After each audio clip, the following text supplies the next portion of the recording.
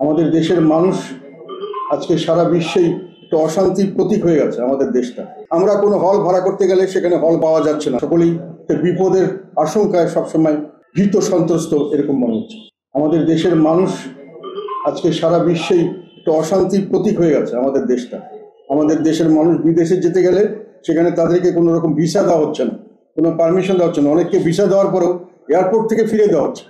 আমাদের দেশের মানুষে একটা অনাকাঙ্ক্ষিত বস্তু এরকম মনে করছে, অত্যন্ত দুঃখের বিষয়। এবং আমাদের দেশের আসার ব্যাপারেও বিভিন্ন বিদেশি সংস্থা, যারা বিদেশের বিভিন্ন দেশ যারা আমাদের সঙ্গে ব্যবসা বাণিজ্য করে অথবা আমাদের দেশে আসতে চায়, ঘুরতে চায় পর্যটনের জন্য, সকলেই এখন দেশের থেকে না আসার জন্য তাদের সরকার তাদেরকে বারংবার নিষেধ করছে। আমরা এমনই একটি দেশ তৈরি করেছি এই মুহূর্তে। সে কারণে আজকে অত্যন্ত দুঃখের সঙ্গে বলতে হয় যে আমরা একজন নোবেল লরেটকে আমাদের একটা অন্তর্বর্তীকালীন সরকার দায়িত্ব দিয়েছিলাম, একটি অবাধ সুষ্ঠু নিরপেক্ষ অংশগ্রহণমূলক নির্বাচনের মাধ্যমে একটি জবাবদিহিতামূলক সরকার হয়ে একটি বৈষম্য বিরোধী একটি সমাজ এবং সে বৈষম্য বিরোধী রাষ্ট্র আমরা সামনের দিকে পাবো।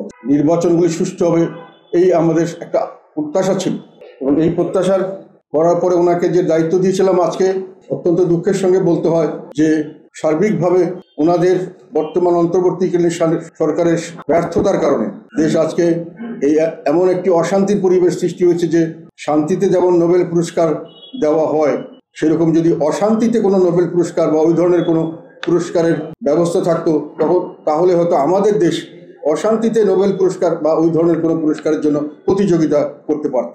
এরকম একটি পরিবেশ আমরা সৃষ্টি করেছি। বসুন্ধরা টিস্যু, অশুদ্ধতার বিরুদ্ধে এক বিন্দুও ছাড় নয়।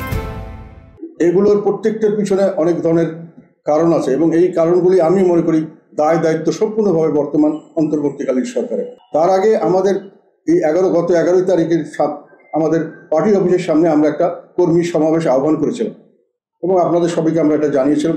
যারা কর্তৃপক্ষ তাদের কাছে এই বিষয়ে অবহিত করেছিলাম যে আমরা এরকম সভা করবো, এবং আমরা আগেও এরকম করেছিলাম। কর্মী সম্মেলন করতে চাচ্ছিলাম যেহেতু দেশের সার্বিক পরিস্থিতি নিয়ে আমাদের নেতাকর্মীরা বিভিন্নভাবে বিভ্রান্ত হচ্ছে, এবং ওনারা চাচ্ছেন যে এই ব্যাপারে আমাদের সঙ্গে তাদের একটা মত বিনিময় করবেন, এবং আমরাও তাদেরকে একটা দিক নির্দেশনা দিব। এই উদ্দেশ্য নেই আমরা তাদেরকে এখানে ডেকেছি। আমরা কোনো হল ভাড়া করতে গেলে সেখানে হল পাওয়া যাচ্ছে না, নানান ধরনের তাল বাহানা অথবা আমাদের উপরে নানান পুলিশ বা যারা কর্তৃপক্ষ যাদের মালিক তাদের উপর চাপ সৃষ্টি করে আমাদেরকে দেওয়া হচ্ছে না। সরকারকে বারংবার জানানোর পরে আমরা পাচ্ছি না। তার কারণে আমরা আমাদের পার্টি অফিসের সামনেই সবসময় এই ধরনের সমাবেশগুলি করছি। এটা একটু বৃহত্তর আকারের, তারপরেও আমরা পার্টি অফিসের সামনে ছাড়া অন্য কোনো জায়গায় করার মতো সুযোগ পাইনি, সেই জন্যই আমাদেরকে এখানে করতে হয়েছে। এবং সেটা আমি ওনাদেরকে জানিয়েছি কর্তৃপক্ষ যে আমরা করব একেবারে শান্তিপূর্ণভাবে কিছুক্ষণ সময়ের জন্য এটা আমরা, এবং ওনারা আগেও আমাদের অনুমতি দিয়েছে, আগে আমরা করেছি, এখনও ওই হিসাবে আমরা করতে এসেছি। একেবারে শান্তিপূর্ণভাবে এই সমাবেশটি হচ্ছিল, কর্মী সভা। আমাদের সমস্ত ডিস্ট্রিক্ট থেকে, বাংলাদেশ সমস্ত ডিস্ট্রিক্ট কমিটির থেকে লোক এখানে এসেছিলেন স্বতঃস্ফূর্তভাবে, অত্যন্ত উৎসাহ উদ্দীপনার সঙ্গে, এবং তারা জাতীয় পার্টির রাজনীতি নিয়ে এবং তাদের মতামত নিয়ে আমাদের সামনে পেশ করছিলেন, আমাদের দিক নির্দেশনা আশা করছিলেন। সামনে আমরা কী করবো, এই পরিস্থিতিতে কোথায় যাব, সেগুলো নিয়ে তারা আলাপ আলোচনা করার সুযোগ নিচ্ছিলেন। ফলে আমাদের সকলের কথা শোনার জন্য একটু সময় দিতে পেরেছেন। ইতিমধ্যে হঠাৎ করে পুলিশের থেকে আমাদেরকে ওয়ার্নিং দেওয়া হলো যে আপনারা এখনই শেষ করতে হবে, এখনই শেষ করতে হবে। আমরা যখন বলছি যে ভাই এত দূর থেকে লোকজন এসছে, সারা রাত্রি ধরে না খেয়ে না ঘুমিয়ে এখানে হাজির হয়েছে, তাদের কথা আমরা শুনি, তাদেরকে আমরা কিছুটা কথা বলি, একটা সুযোগ দেন 2-4-5 মিনিট। বারংবার বলার পরেও কিন্তু ওনারা বললো আমরা এটা পারবো না, আমাদের কোনো নির্দেশ আছে, এবং সেইভাবে ওনারা আমাদের এই সভাটাকে পণ্ড করার জন্য বল প্রয়োগ করলেন।